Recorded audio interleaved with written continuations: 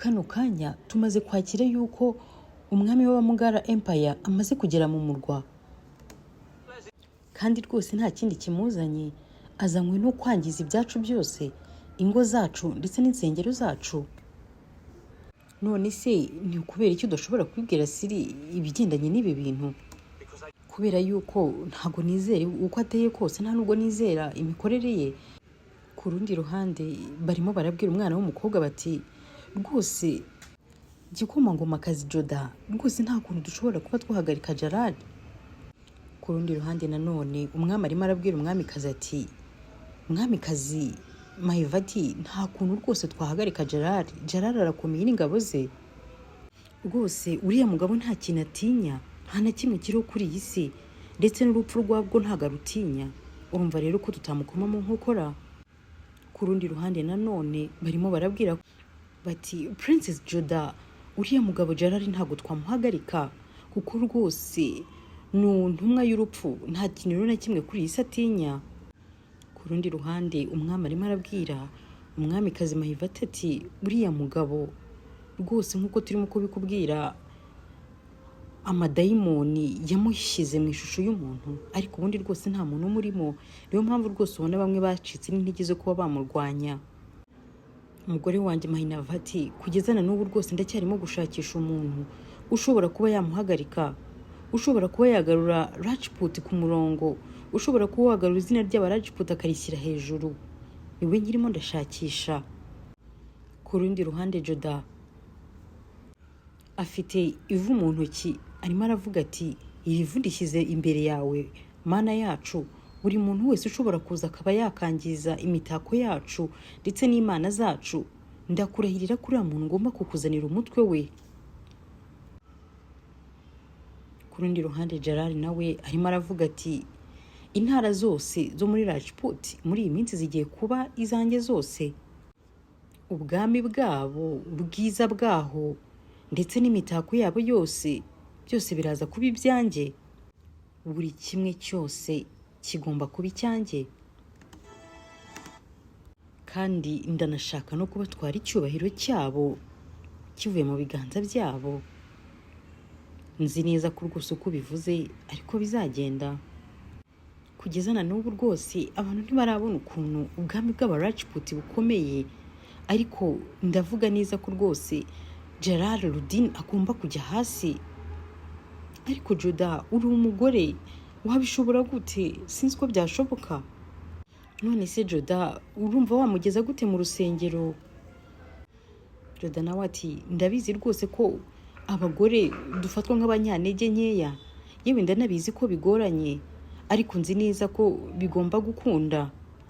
Nzi neza ko rwose umutwe wa Gerard Rudin ngomba kuwugeza ku rusengero nkawutura Imana, kandi nzi neza ko ntari njyenyine muri ibi ngibi.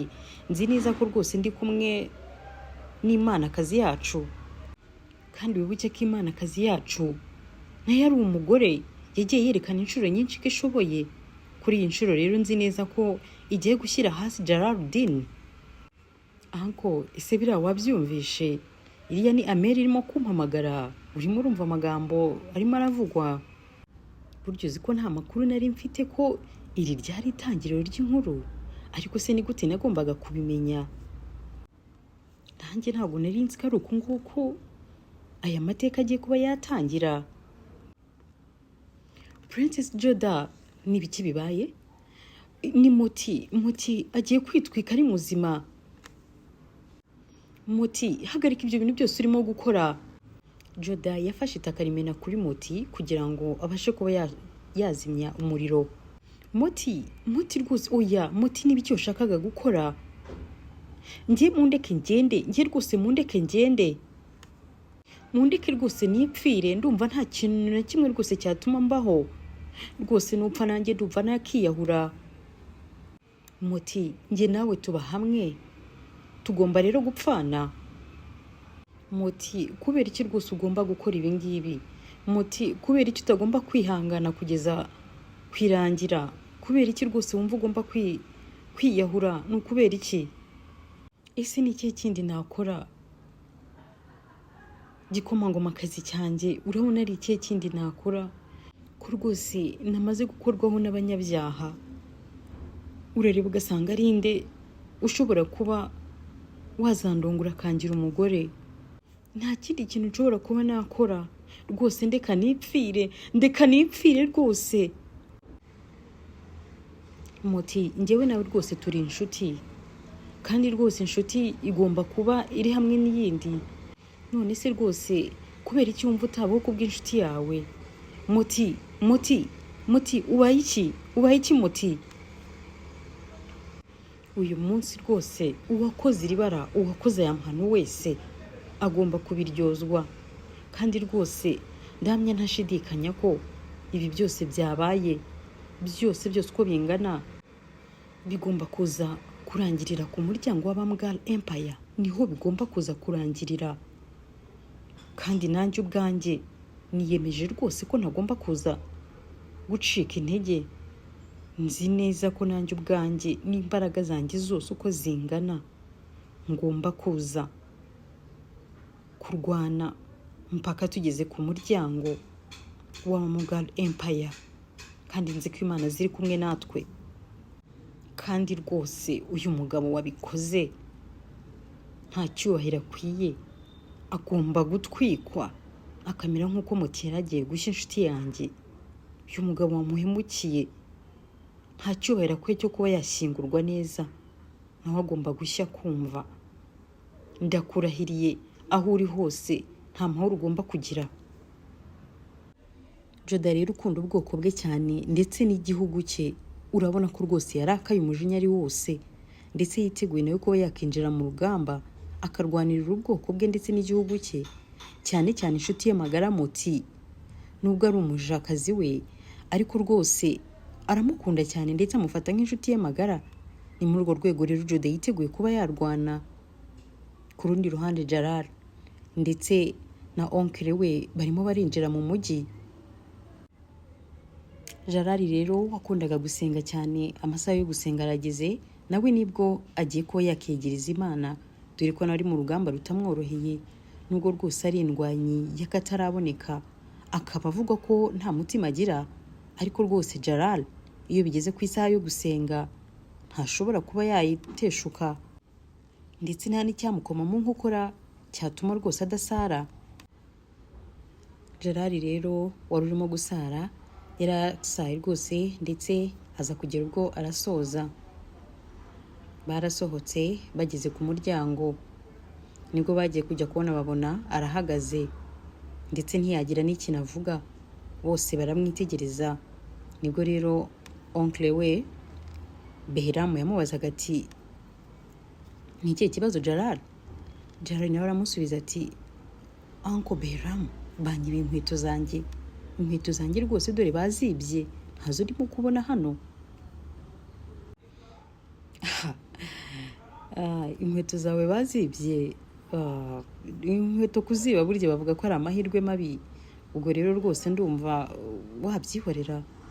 Jalal niko kumusubiza ati, zamaze. Inkweto niba zari amahirwe mabi byari ibyanjye, byose byari ibyanjye, ntabwo nkeneye ko inkweto zanjye zibwa. Inkweto zanjye ndazikeneye, nubwo yaba yari amahirwe makeya, byose ni ibyanjye. Ibyo ari byo byose cyaba cyabaye, ntabwo abantu bemerewe kuba batwara inkweto zanjye, nta burenganzira bafite. Kuko rwose kuba wafata inkweto zanjye ni nk'uko wafata ubuzima bwanjye, ni nk'uko rwose waba watwaye ubuzima bwanjye.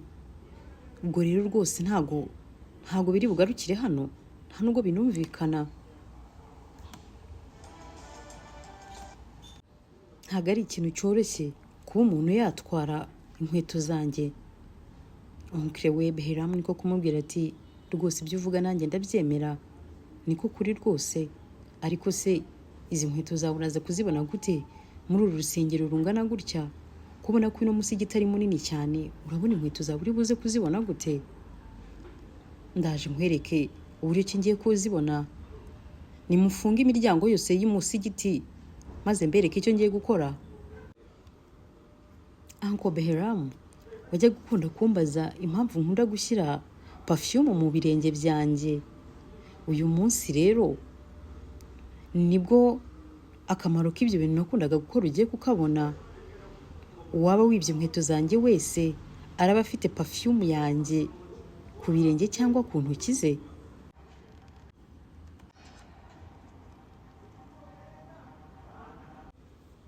Mwami rwose mbabarira, ntabwo nigeze niba inkweto zawe. Muri ako kanya Gerard niko kwita amufata, aramubaza ati ushobora kuba watwaye inkweto zanjye, ariko nanjye ndibuze gutwara ururimi rwawe. Rwose mwami ntabwo natwaye inkweto zawe, nta nubwo nanabitekereza. Inkweto za Gerard zahise ziboneka, niko kuhita asaba imbabazi ati mbabarira rwose, mbabarira, ntabwo rwose nzongera gukora ikintu nk'iki. Gerard aramusubiza ati biragaragara rwose ko abantu bakunda inkweto zanjye kurusha uko bankunda. Izi nkweto ngiye kuziguha, ariko nanjye ndatwara amaguru yawe yombi. Mwese murabibonye, mwese mubonye yuko nta muntu ugomba kwiba ikintu cya Gerard cyangwa se kuba yatwara ikintu cya Gerard, kuko rwose muzajya mugitwara hanyuma akaba yatwara ubuzima bwanyu. Ngira ngo rwose uru ni urugero rwiza mubonye. Amaguru y'uwari wibye inkweto za Gerard yaraciwe. Gerard niko kwita avuga ati hanyuma mumufate mumwicaze ku muryango w'umusigiti, ku buryo azajya yita ku nkweto zose z'abantu bose baje gusarira muri uyu musigiti. Iryo tegeko ryanjye rikurikizwe kandi ritangire gukurikizwa kano kanya.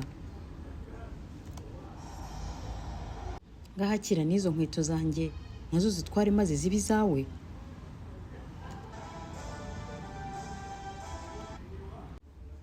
Uyu nguyu rwose mureba, aho azajya yicara hose azajya ahora atekereza inkweto za Gerard yibye, ndetse najya no kuvuga iyi nkuru azajya avuga ubudahangarwa bwa Gerard.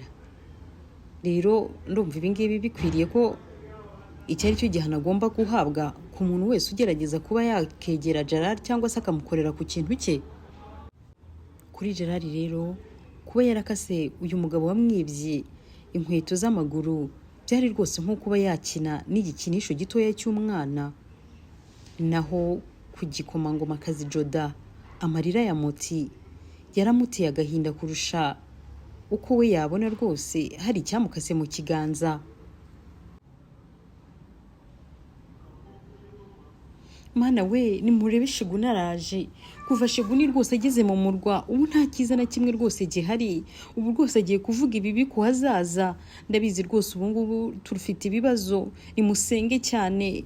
Kuva umupfumu Sheguni aje, ubu rwose ibibazo byabonetse, ubu rwose nta kundi. Sheguni rero yarabitegereje bose, niko gutangira kubabwira ati ndabizi rwose ko mwese mwabimenye ko nahageze, kandi ko rwose mwese muzi neza ko ndeba iby'ahazaza. Mwebwe muri hejuru yanjye mwese mutangire mwibaze ku hazaza hanyu, aba ariho habahangayikisha. Mureke kwibaza ku miterere yanjye ndetse n'uko ndi. Sheguni rero yabwiye umugore umwe mu bari barimo bamuvuga, niko kumubwira ati dore nk'ubwo wowe urimo uramvuga, umugabo wawe ntuzi aho ari, ndetse igicu cy'umwijima kigiye kugutwikira, ndetse n'ukwezi ntikuzakumurikira. Umugabo wawe ari kumwe n'undi mugore. Bose rero baratangaye, batangira kwibaza kuri ubwo buhanuzi Sheguni yari atangiriyeho abwira uwo mudamu.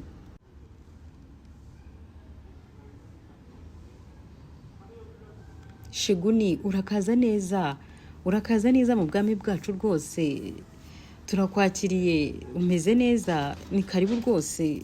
Isange hano rwose, icyo ushaka cyose utubwire tukiguhe.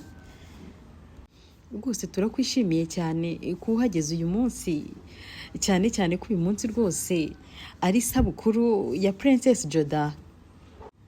Ntiwirirwe rwose ugira icyo umbwira, kuko rwose buri kimwe cyose ndakizi, urabizi neza kandi nawe. Kandi rwose ni nayo mpamvu ndi hano. Ndishimye cyane rwose ko uri hano, ndetse ndashaka no kukwereka ko nishimye ku buryo butangaje. Ndakwinginze rero ngwino njyewe nawe tujyane maze mbikwereke. Ariko buriya bagiye kuvuga ibiki we? Urabona byoroshye?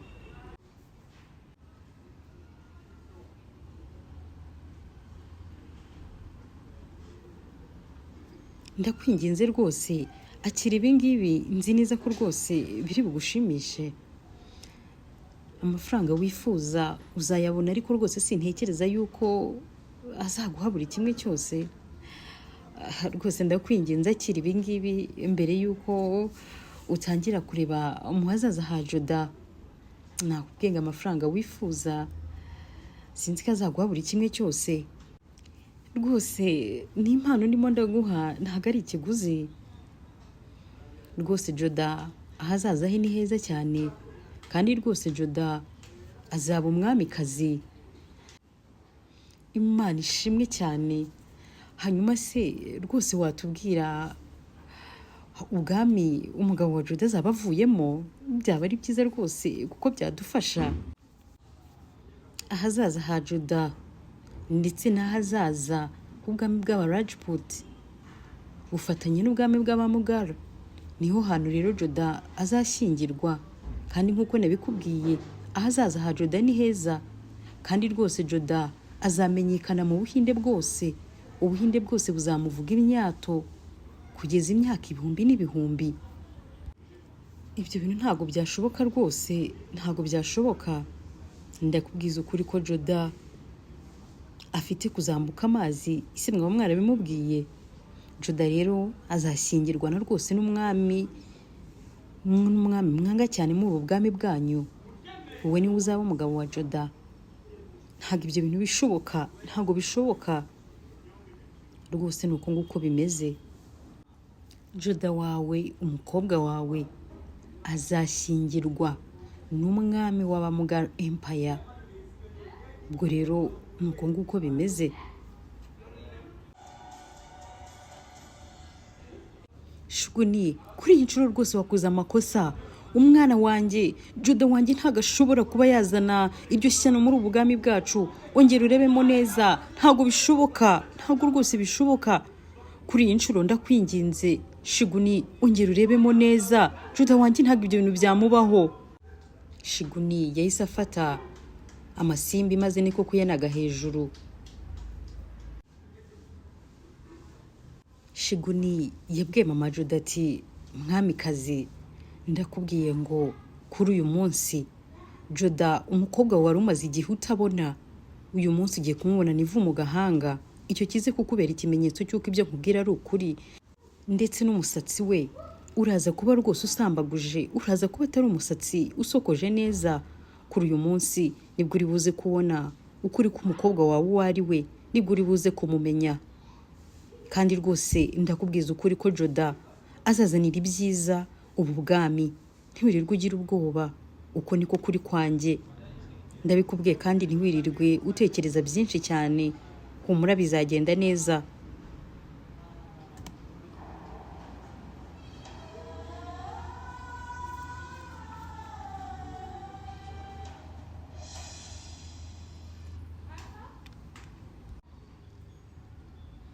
Shiguni rero yahise atangira kwigendera.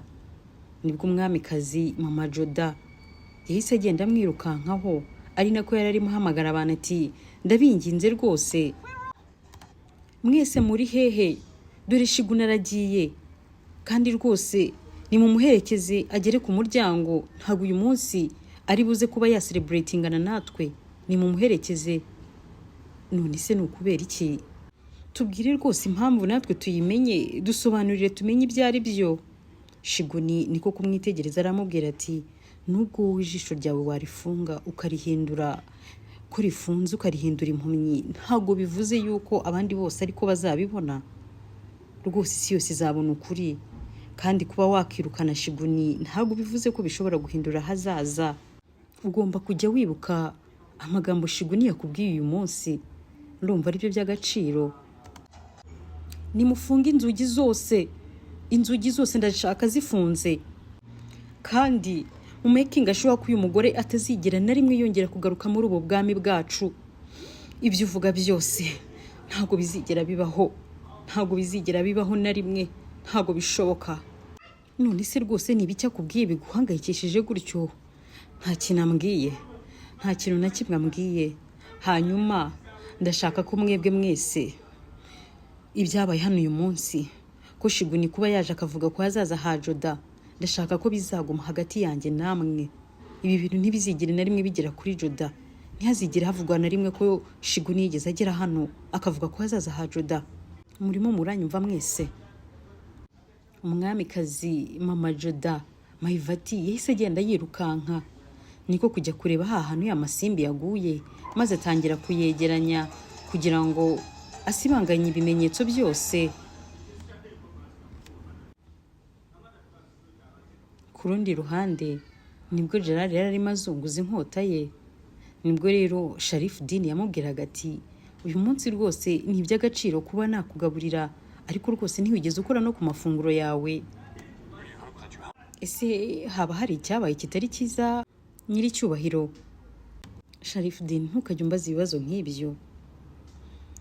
Oya rwose mbwira nyiricyubahiro, rwose mbwira. Sharifudin, ntabwo nshonje inzara yo kurya, ahubwo mfite inzara y'insinzi. Nshonjeye gutsinda rwose, iyo niyo nzara mfite.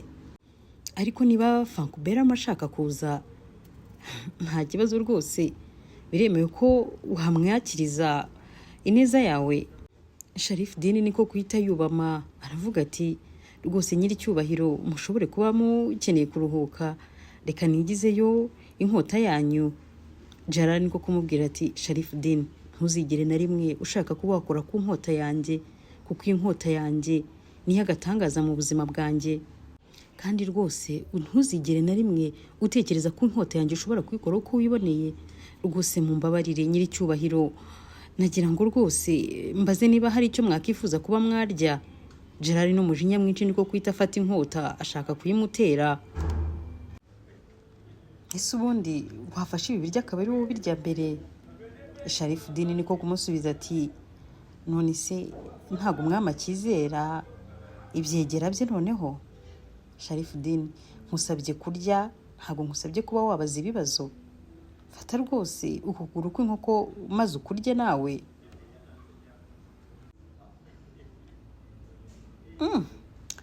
Ndabona rwose ibingibi biraryoshye cyane, biraryoshye kabisa.